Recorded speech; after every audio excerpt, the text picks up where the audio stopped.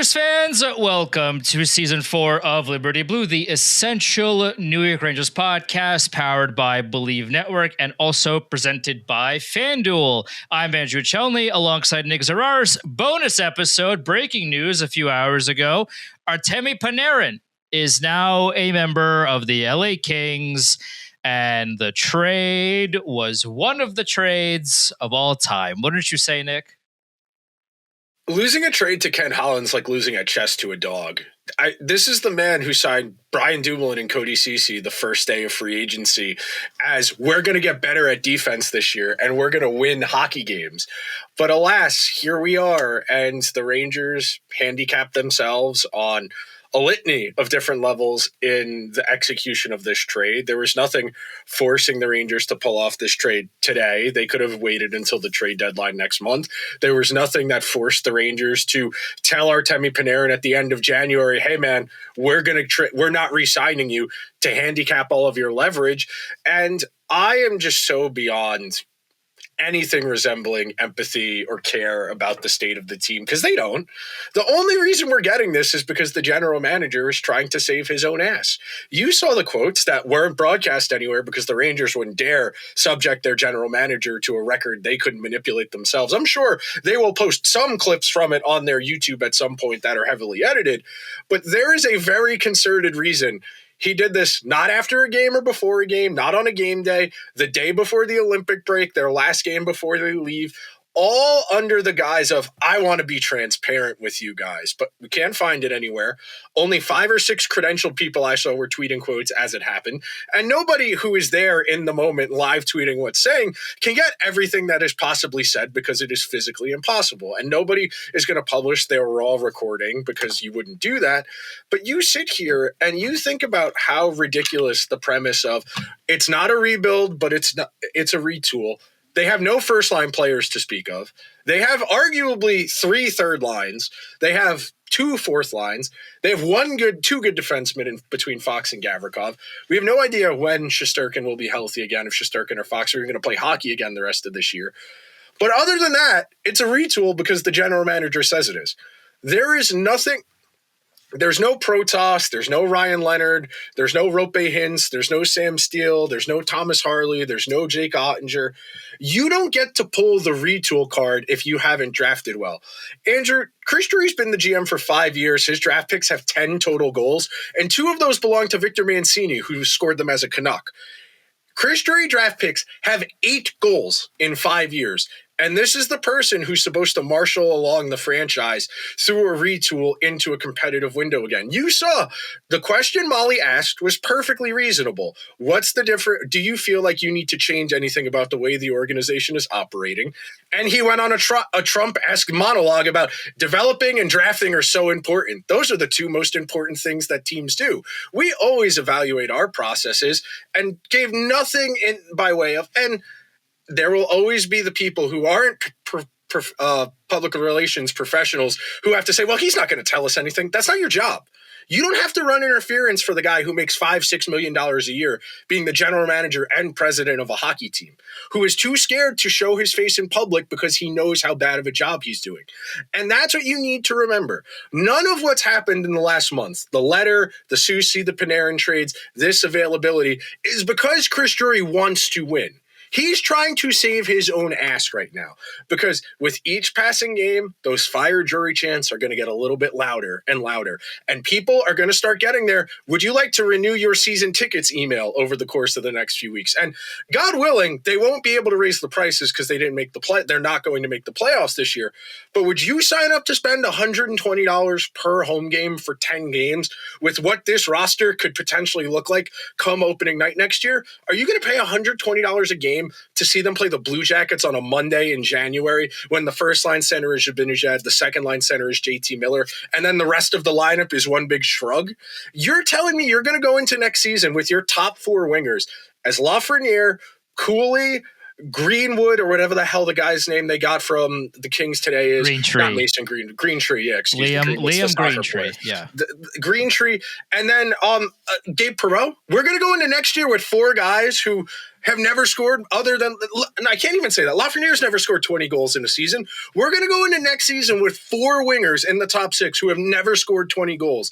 And that's going to be the first steps towards retooling. They still need to fix the entire defense.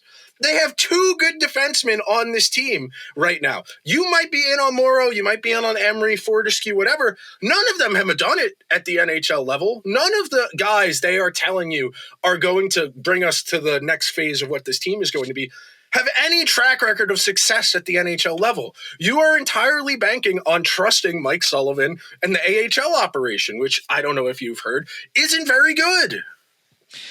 Well, let's start at the top here. I think it all stems from the opening, rumors and conversations that have been quote unquote leaking out for weeks now that Drury is talking to San Jose, that he's talking to Washington, now Dallas, and Panarin really wants to go to Florida, and he really maybe Tampa Bay. Like, there's just been rumors that Tampa Bay might be involved in this, or, there's people on my timeline that were saying maybe the Islanders could swoop in and trade for Panarin because they have, a reasonably deep prospect pool that the Rangers could, use to bolster theirs. And now all of a sudden at 3 p.m. on the dot, Panarin goes to LA, and the reports are coming out that LA is the only place he wanted to go to.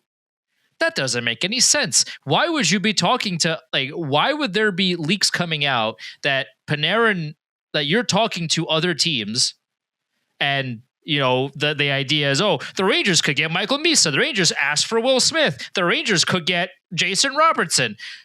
How did it go from that to Panarin only wants to go to LA, and it's Liam Greentree and a conditional 3rd-round pick, and that's it. And also on top of that, Panarin signed a 2-year extension. Oh, and on top of that, the Rangers are retaining half of the salary for this year. That is it's ridiculous. It's asinine.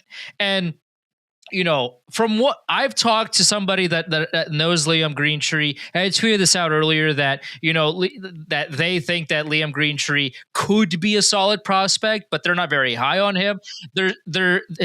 Apparently his skating isn't all that great. I'm seeing some conflicting reports that maybe his skating got a lot better since initial analysis. Let's just put this as clearly as possible. I hope Liam Greentree is the next Wayne Gretzky. Obviously, I hope that Liam Greentree comes in and dominates the NHL. Let's make that very clear. I am hoping, for the sake of all sakes, that this 3rd-round draft pick, this conditional pick, becomes a second, which I don't even want to, the fact that Drury didn't even get a 1st-round pick for Panarin is... you didn't get a second. Patrick Kane with one hip got a second-round pick. Yeah, I can't. And Patrick Kane only wanted to go to the Rangers. I cannot believe it. No, you're right. I cannot believe it. The Rangers didn't get a 1st-round pick. Marchand was hurt last year, and he got a conditional second that became a first last year. Panarin's not hurt. I cannot believe that. Yeah, and all the the rumors that Panarin wanted $50 million, and now it's 2 years at $11 million per, which is famously not $50 million. You did not even get a 1st-round pick for a superstar. He's 34. I understand that he's still a superstar. He has a no move clause, sure, but I just cannot for the life of me understand that this was the best trade you could have done. Also, you could have not traded him until the deadline. I understand that this is a quote unquote soft deadline, and you can't move anybody for 2 weeks and all that. If the Kings really wanted Panarin that badly, they could have given you more. You didn't have to do this now. The fact that you got a conditional 3rd, which could be a second if they win a play, if the Kings win a playoff round, if they win 2 rounds, they might get a 4th. And they might get an extra 4th. Oh my God, they might get an extra 4th. You didn't get a 1st-round pick for Artemi Panarin. He's 34, got more. But Jake Gensel got more. Max Pacioretty got more. I could go on. It's incredible, and it's just. Again, I hope Liam Greentree is the next Gretzky. I hope whomsoever they trade, who they draft with that pick, whatever pick it ends up being, becomes the next Brian Leetch or whoever you want. But it's at a surface level, as we stand today on February 4th, 2026, this looks like a terrible trade for the New York Rangers. And the thing that's galling about this, they are going to look you dead in the face and tell you this is a retool, not a rebuild, but not have at least considered the prospect of giving Panarin exactly what the Kings did. Because if this is truly a retool, and we're saying this is a 1 or 2 year process, wouldn't you rather have the guaranteed 80-point guy on the team for 2 more years and figure out the rest of the lineup going forward? Because like I said before, you're going to go into next year with what? Cooley, Lafreniere as your 2 left wings and Perreault-Othmann as your right wings, at least to start. And that's supposed to be the start of whatever the next iteration of this is going to be. There is no world, and I can say this definitively, there is no world in which what the Rangers got from the Kings today is going to be equal to what the Kings get out of Panarin. And look, I know he's going to the Kings where 65 points is a lot, and I know the Kings don't win playoff series. The Kings, who haven't won a playoff series since they won the Stanley Cup in 2014, they would be more than happy just to get into the playoffs this year, win a round, give the Rangers a second-round pick, and everybody's all hunky-dory. They would be more than happy to do that. But if you're the Rangers, you're sitting here, what is the plan? Please tell me how you expect to go from point A, where you are right now, to what he said earlier today. We don't just want to make the playoffs. We want to win the Stanley Cup. How do you get there? Because I'm not sure you know. You look at the moves he has made in the last 24 months, going back to the summer where he traded the picks for Riley Smith to where we are at present, and all of the players he has brought in to try and make it better. What they're going to attempt to do, and they're going to attempt to sell you on, is to re-rack what they did the first 2 months of this season. They will not score to save their lives. They will play good defense. They will have good goaltending, and that will keep them in a lot of games. They will operate under the illusion of competitiveness in a parity-driven league where the East at large is not very good, and they will say, we are making progress. And the other reason you say retool as opposed to rebuild, if you're better than expected, look at that. We're doing such a great job. But if you're worse, well, we're retooling. We expect to not be very good. I forgot who said it, but you call it a retool so people still buy tickets. That's why it's called a retool, not a rebuild. If it's a rebuild, you have to lower prices. You have to lower expectations. You have to concede something to the public. But by calling it a retool, which is a marketing trick, not a real strategy, right. You can't point at the stars. You can, the nonsense I read in The Athletic last week is the Bruins model copyable. The Bruins suck. The Bruins have 5 players on their team, and everything else is just empty calorie nothing burgers. The Bruins are the most obvious. We are riding a 27% power play team in the league, and McAvoy got hurt 20 minutes ago, and that's their one good defenseman. You look at the state of that team. The Stars, okay, I'll give you that. They've turned a lot of their assets into good pieces. They've drafted well. They also drafted well, which you can't say that about the Rangers. And that takes time. It does. That's the other part of this equation you guys have to account for. He can say retool all he wants. Where are the pieces for said retool? They're in the minors. They're in junior hockey. They're in Europe. Okay. Well, that means they're at least not until the fall. And we know that Mike Sullivan is going to be very reticent to give any of these guys real significant minute opportunities until at least midway through next season. So we're burning a year off of the ELCs for a lot of these guys. Then we're going into the year after that. We're 34-year-old Zibanejad, 34-year-old JT Miller, and 32-year-old, 33-year-old Shesterkin, and 29-year-old Adam Fox. And that's what's going to do it. We're going to win 2-3 years from now with 35-year-old Mika Zibanejad and 35-year-old JT Miller. That's why the entire premise of a retool is nonsense. You are in a retool because you can't get rid of these guys. That's the reason it's a retool. If you could get rid of JT Miller and Zibanejad and, Shesterkin and Fox and entirely go down to the studs, Blackhawk Shark style, that's one thing. But you look at how boxed in they are. Look at today. All they had to do was execute a trade for a point-per-game player. Panarin has led the team in points every single season he's been on the team. 8 straight seasons, or however long he's been here. And that includes the season where he missed 3 weeks because he was hiding from the KGB in 2021. That's how bad this team is. And they couldn't get a second. The Kings suck. Ken Holland is terrible. Ken Holland gave up more for Adam Henrique and Sam Carrick 2 years ago than the Rangers got today for Panarin. The Sharks got more for Jake Wallman than the Rangers got for Panarin. It is not hard. And people will say, well, he had a no-move clause. He could pick where he went. Then maybe the general manager should have did a better job to the point he didn't need to trade the guy.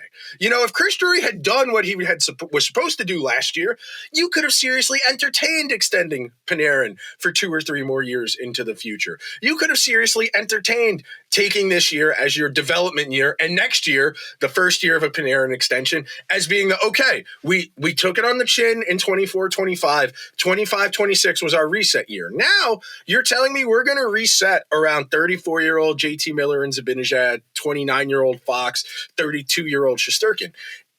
This just simply does not make sense. There is no world in which you are going to contend with 34 and 35-year-olds Zibanejad and JT Miller. You just aren't. Teams don't win that are that old with their most important players. You know, it's one thing for Kyle Opozo at 990 games to be the 13th forward on the Panthers. JT Miller is going to be the captain until they get rid of him. Zibanejad is going to be here until 2030. You cannot get rid of those guys. You are not winning with those guys playing important roles on this team. Chris Drury, he didn't want to get it, and Vince Mercoglione was one of the people that was talking to Drury at the presser, and he tweeted out, Drury didn't want to get into which players he sees as building blocks or how long the retool might take versus a full rebuild. Chris Drury, quote, "We're certainly not going to sit here and put a timeline on it. Hey, by the way, that's what a rebuild is. By the way, a retool is a 1 to maybe 2 year turnaround. If you are not putting a timeline on a retool, hey, guess what? Hey, everybody, hey, guess what? That's a rebuild. That's not a retool." And, you know, I was talking to somebody today who understands, you know, what's going on down in Hartford, and this is with a grain of salt, obviously, because Scott Morrow is up here, right? Perreault is up here. Othman's up here. So, you know, take this, what about this with a grain of salt? But they said straight up, I do not see a single future NHLer on this roster. This is somebody that has direct knowledge about the Hartford Wolfpack and their day-to-day operations. I do not see. I'm quoting straight up from this text. I do not see a single future NHLer on this Hartford Wolfpack roster. Like, that is where we're at. And again, yes, you know, there some prospects have graduated to the Rangers, so you gotta mitigate that a little bit. But the Rangers are giving up on like Dylan Garand, who's been a mess. Like, and you knew that because Spencer Martin is playing in the NHL as opposed to Dylan Garand. He's been, you know, Garand was trending up until this past season, and this season he's been terrible. He's been so bad that they had to get Spencer Martin out of Russia to come here and back up Jonathan Quick instead of playing Dylan Garand because they do not trust him enough to handle an NHL game. 1 game, 2 games. They don't trust him to do that. He was essentially one of their best prospects that weren't already called up, and he has been falling off a cliff so precipitously that the Rangers were like, we got to get Spencer Martin out of Russia. Where is he? Does he speak Russian now? Do we need a Russian translator? Can we get this man in here? That is how bad this is, and this is where we're at. The Rangers right now don't have a farm system. Everybody that could potentially be in the farm system is up in the Rangers, and the Rangers right now traded Panarin for a guy by that. But for what it's worth, he scored 119 points in the OHL last season. But from what I understand, for people that are way smarter than me when it comes to the OHL, I don't watch the OHL. I don't have time for that. Like, where am I going to find time for that? I rely on OHL stuff and junior information from people that watch it so that I can regurgitate smarter people. I'm not going to sit here and pretend to know what Liam Greentree has done in the OHL. From what I understand, he's scored 45. He's scoring 45 goals points this season in 34 games in the OHL. And which is a fall off from last season. Now, from what I understand, he's not playing with Protoss. He's not playing with Protoss, sure. But also, apparently, this OHL season is a little weaker than it was last year. A lot of guys went to college.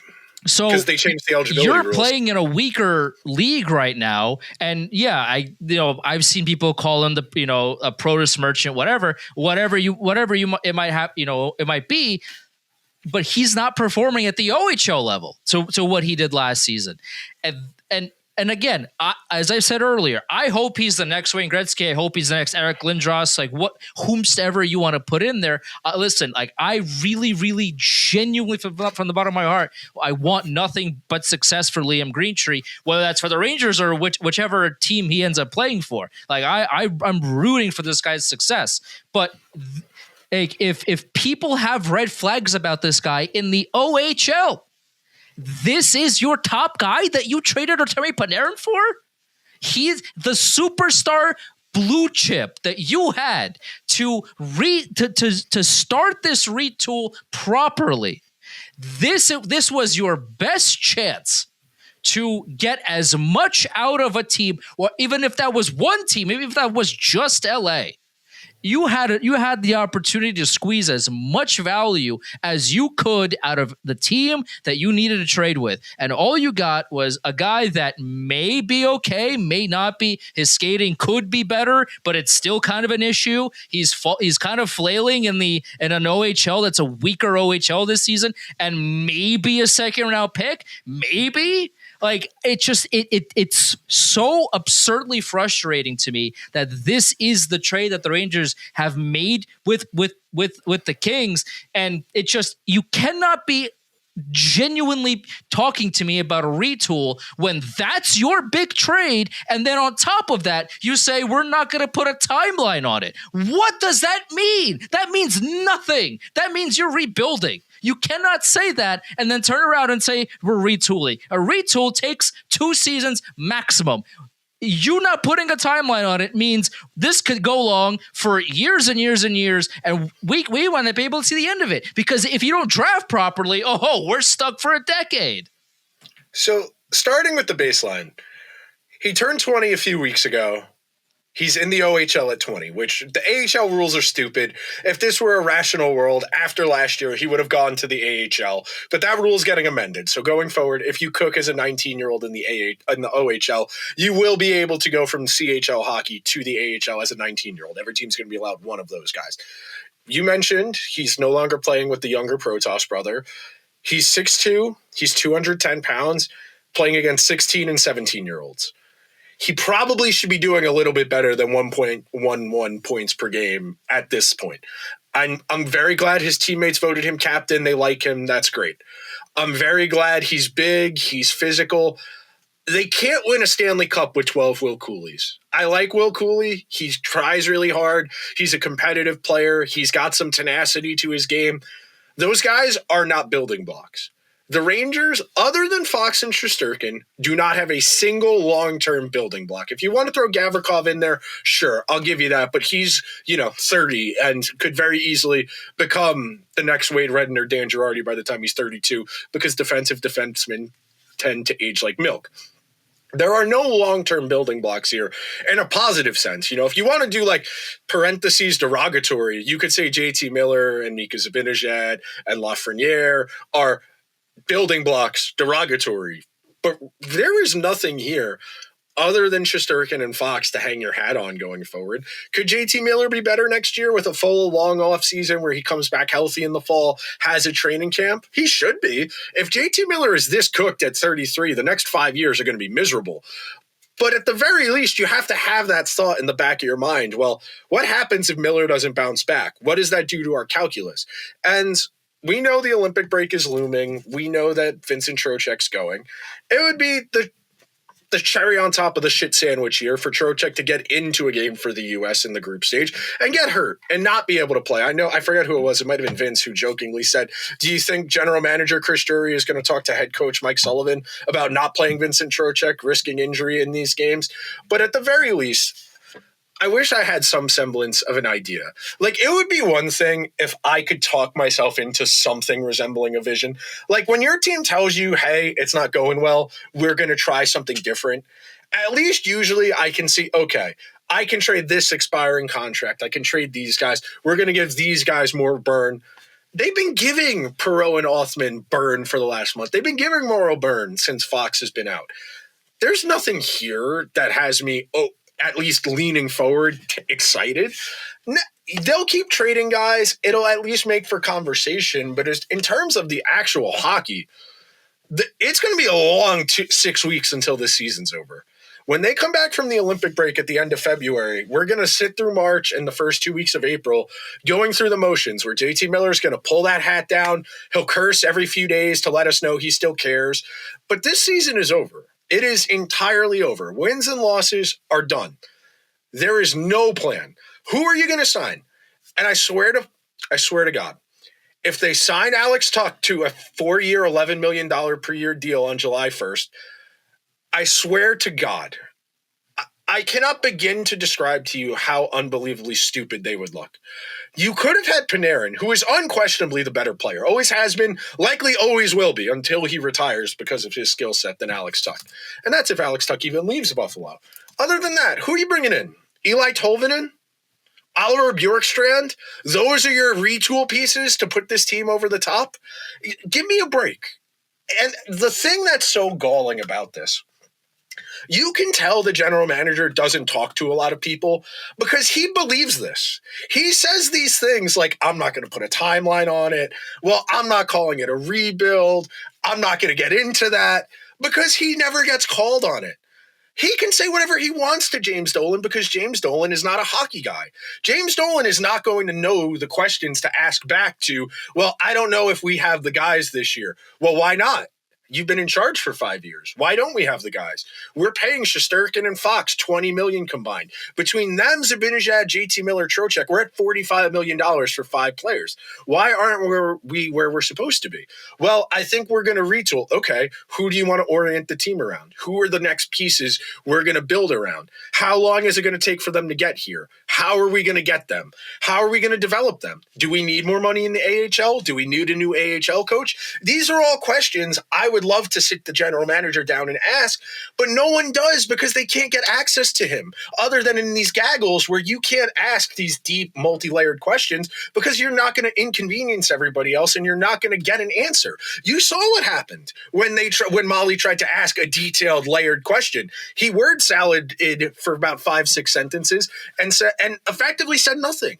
You can't get a straight answer out of him because he is not a polished public speaker. He does not address the public at all. He wrote a letter because he knew he wouldn't be able to sell it speaking.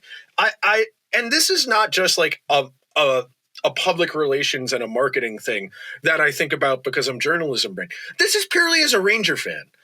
If the team sucks and we were supposed to be good this year, I want some accountability. This is the general manager who confronts people and screams at them whenever they don't perform. Who screams at him? Screamed at Krapsov.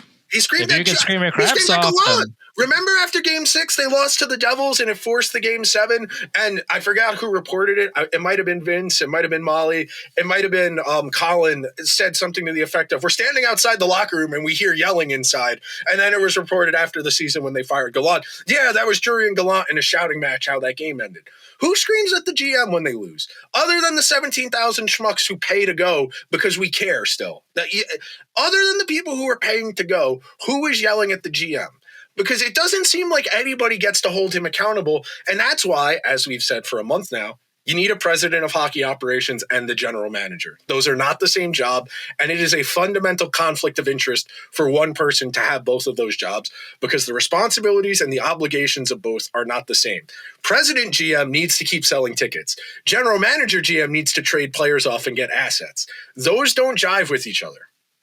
All of this really points to Drury being let go after the season's over, which, was a discussion that was plausible when Drury signed the extension after the end of last season. The idea being that, okay, Drury got the extension, but Dolan would be okay eating that extra money if the Rangers fall again this season. That was the overarching idea that I saw and heard rumors of after last season he got that extension. So if that happens, if Drury's let go after game 82 and this, and this all falls apart, then why just not do that now? Like that's another question that I have is, okay, well, the Rangers are not making the playoffs. So why wait 3 months and have him go through another trade deadline. Like if the idea that you are is that you are going to fire Drury after the season and pay him the rest of the money in that contract because he underperformed and the Rangers didn't make the playoffs again, and you're not as gung-ho about him as you thought, then why give him another trade deadline to try to fix this? Why? Like, and this trade is a bona fide example of that. Like, what exactly is this trade accomplishing for the Rangers in this quote-unquote retool? Like, Liam Greentree is 19. Like you mentioned, he's 6'2". He's a big guy, and he's kind of not performing in an OHL that he should be dominating in. Like, you're an overager, you're a big guy, and you're scoring at about a 1.1 point a game average, which, in the OHL is okay. But that tells you he's a middle sixer. He's another guy who can float between the third and second. You're supposed to, like, if you're trading Panarin, the point of any trade involving Panarin should be we are bringing back a guy that has the potential to replicate at least sort of what Panarin can do, that kind of superstar, all-star level player that, is 19 or 20 or 21, somebody that you can bring here and sell to the rest of not only your fan base, but to the rest of the NHL. Hey, like, this is our guy for the future. This is who we are going to bring in, and he's going to lead us into the next venture, into the next era of Rangers hockey.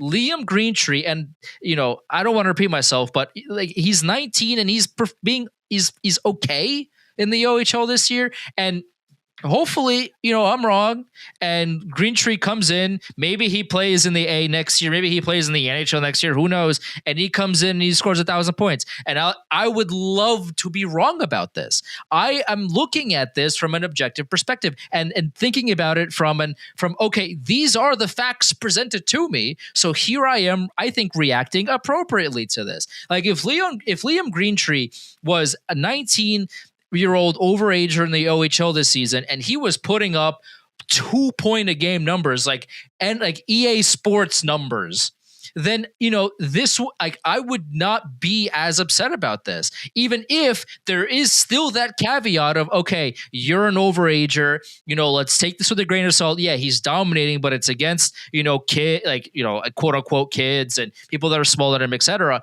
But we can't even say that because he's not dominating against these kids. As a 19-year-old, 6'2" overager, he's fine. Like, he's okay. He's not bad. But that's the star player that you got for a superstar that's been leading your NHL team in points every single season he's been here, including, like you said, the season where Mans had to leave for weeks because Russia was after him.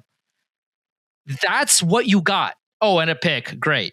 Like, it just doesn't make any sense. And the more I think about this, Drury's going to get a trade deadline for some reason to work his quote unquote magic for this team. And I just don't know what the direction is. It'd be one thing if there's a direction.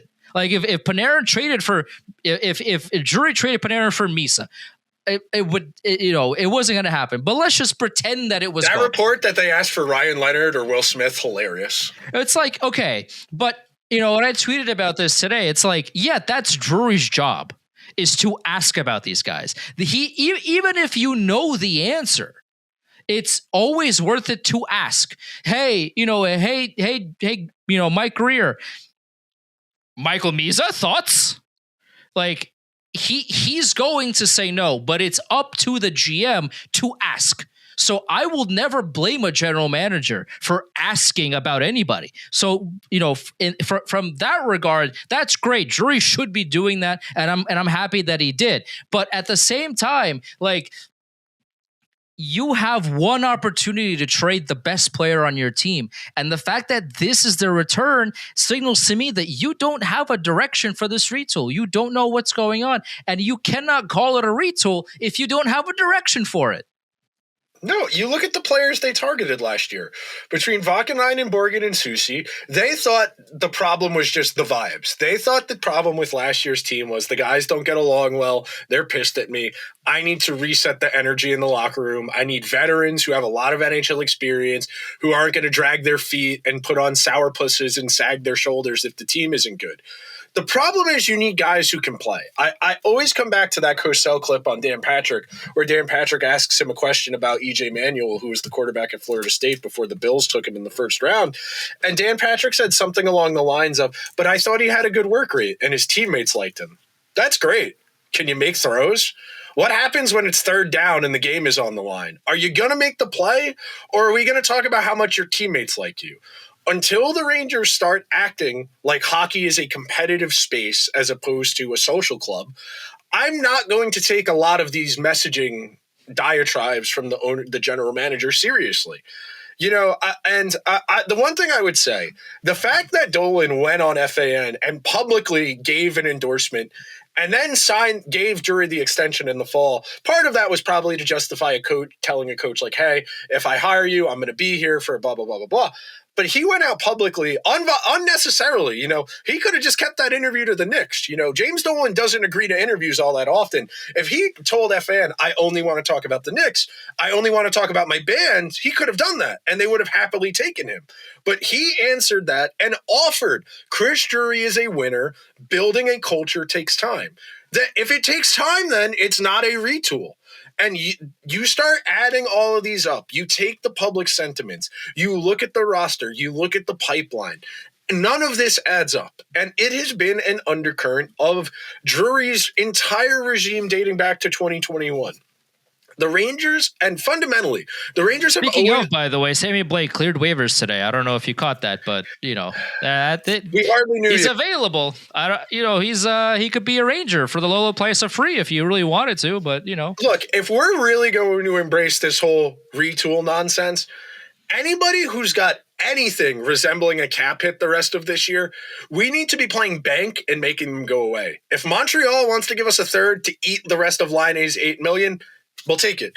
If anybody has a bad contract out there, let us know and we'll take care of it. We need as many of these scratchy lottery tickets as we possibly can because, as you know, you have a better chance of being struck by lightning than winning the lottery. And right now, it feels about that way for the Rangers turning any of their draft picks into a superstar caliber player.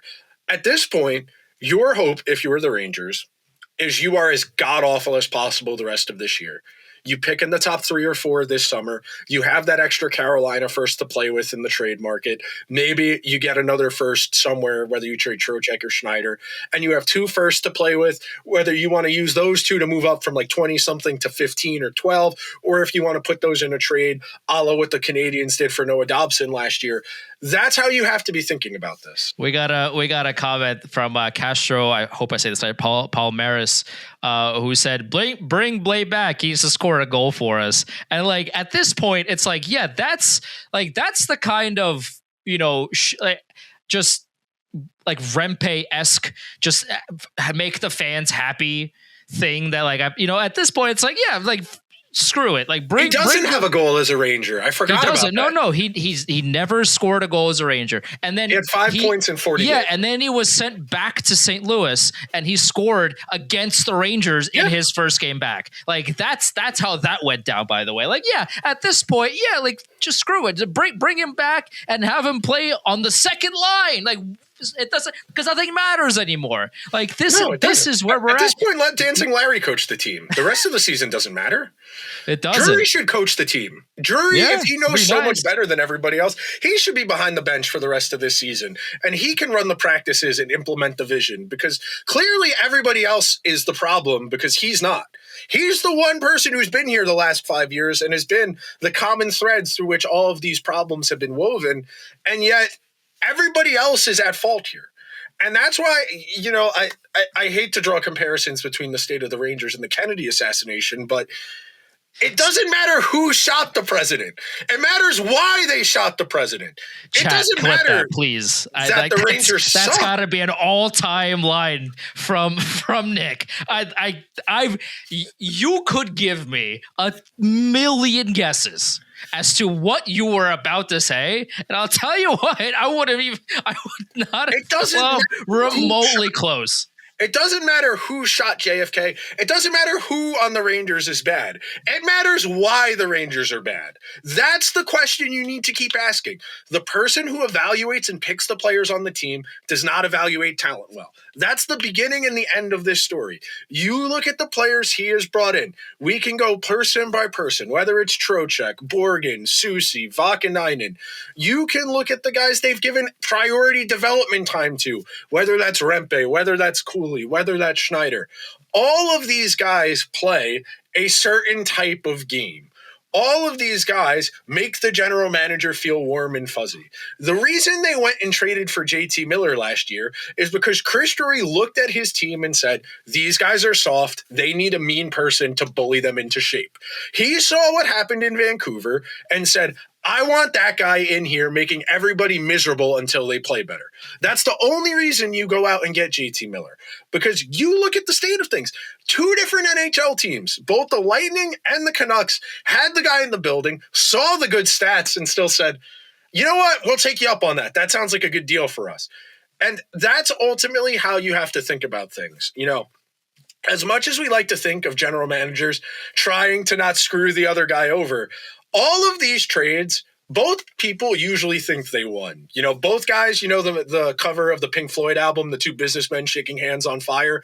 That's the kind of vibe these trades have, where everybody thinks they're getting one over on the other guy. Ken Holland just got a point per game player for a guy who's probably not going to play in the NHL for at least another year. You know, he's going to get 2 years of Panarin, and if he wins a round, he's a king in LA. He gets that job till the end of the 2020s. If they win a first-round series this year for the first time in 12 years, he gets that job for the rest of the decade because the standards aren't that high in LA. They kept Rob Blake for how long after they won those cups and the aftermath of it? It is mind-boggling to me that not only is the general manager getting to sell off pieces and do a bad job of it, it's that there's not even heat. You listen to the reports, it's, well, James Dolan doesn't want to fire him. That's not the question. It's not, is the owner going to fire him? The question is, should the owner fire him? That's what the question is. I don't want to hear any more of these talking in circles. Well, if the owner's not going to consider it, why should we talk about it? Because you annoy them enough, something will happen. Sometimes it's people not showing up. Sometimes you chant fire the general manager's name at 4 straight home games. You get a letter out of the GM because he realizes, oh, they think I'm the problem, and I need to do something about it. Is it going to be good? No. But he's trying to do something, which only re-emphasizes the point of how bad this is.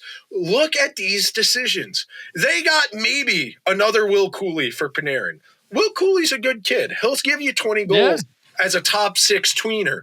But he's never going to be a first-line player on a Stanley Cup winning team. And if you were serious that this is a retool and not a rebuild, 36 and 37-year-old Panarin are more valuable than anything you got today. If you were serious about trying to be competitive in the next 2 years while you bring along younger pieces, you are better off keeping the point per game player than getting another middle 6 tweener. All your team is at this point is middle 6 tweeners. And JT Miller, if he comes back healthy, maybe he's a first-line player next year. You have nothing to hang your hat on in this forward group. You have Fox and Gavrikov on the back end, but beyond that, you don't have a whole lot. You got Igor, great, but he can only do so much. He had top 5 Vezina numbers this year, and the team was not in a playoff spot when they put him on injured reserve. He can't do it all. You need more than one line. You need more than one defensive pair. And right now, they don't have a path to anything resembling depth in this lineup. No, they don't. Like, at a certain, the Rangers prioritized grit and hard work over guys that can score goals. And this is where they are. And, people can disagree and say, oh, well, hard work and, win Stanley Cups. Like, okay. Yeah, I would rather a team play hard than not. But also, hey, by the way, you're a professional hockey player. I would have to think that you're trying hard, regardless of what team that you're on or what situation you're in. I would have to think you got this far. I would have to think that you're still trying hard. Like, if you're not trying hard, then what are you doing at the NHL anyway? Like, it's baffling to me that it's the selling point of any NHL player is they try hard. No, that should be the default because you're here. Like, sell me on their skating, their IQ, their vision, their back checking, their defense, whatever. Sell me on something that you see when they're playing the game. Trying hard is not a selling point. It's what you said about, people, like your teammates like you. That's great. If you can't score on the ice or if you can't back check, I don't care that they like you. It's the same thing with Ryan Reeves and Barclay Goodrow when they were here. It's like everybody loves him. Cool. Barclay Goodrow scored that one insane goal against Florida. I'll give him that and he'll have that forever. Right? Everybody loves Ryan Reeves, and that's awesome. Ryan Reeves is, by all accounts, a great guy. Hey, by the way, he cannot play NHL hockey. Why is he out there? He can't play. And it's the same aspects here. And I'm losing my voice here because I'm so frustrated about this. Like, it's just, I don't care about who likes who. Like, yeah, it'd be liking your coworkers is better than not liking your coworkers. That's for sure. At the end of the day, though, that shouldn't be the number one reason why you build a team a certain way. You want to win games, you have to score more goals and prevent the other team from scoring on you. That is how you win. Not by kumbayaing in the locker room the entire time. That's not how this goes. It's a recurring theme, man. I've said more than once, Chris Drury doesn't want to win. He wants to win his way. And you're seeing what that looks like.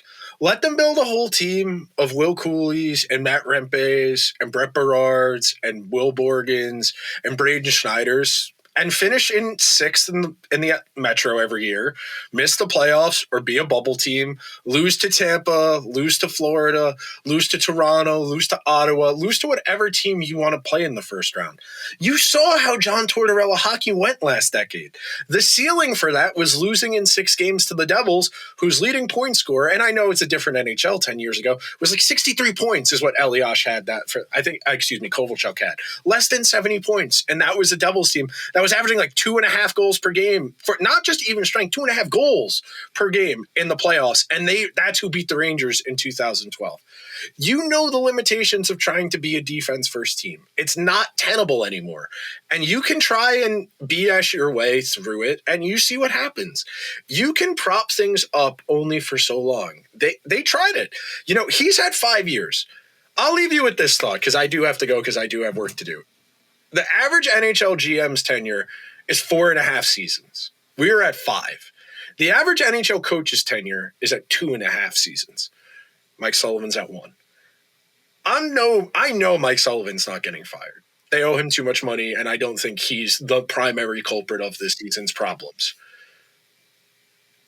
Something has to change here. And look, we're going to know real fast because in the next week or so, the season ticket renewal emails are going to go out. And I'll be sure to know because my friend will text me and say, can you believe they really sent the email out in the middle of the Olympic break when there's nothing on? They'll wait for a Ranger to do something in the Olympics and then they'll send the email out. As soon as people start declining their renewals, then it starts to become awkward. Because last year, that's what happened. They had a lot of people not agree to renew their season tickets. And that's unfortunately the only exercise we have.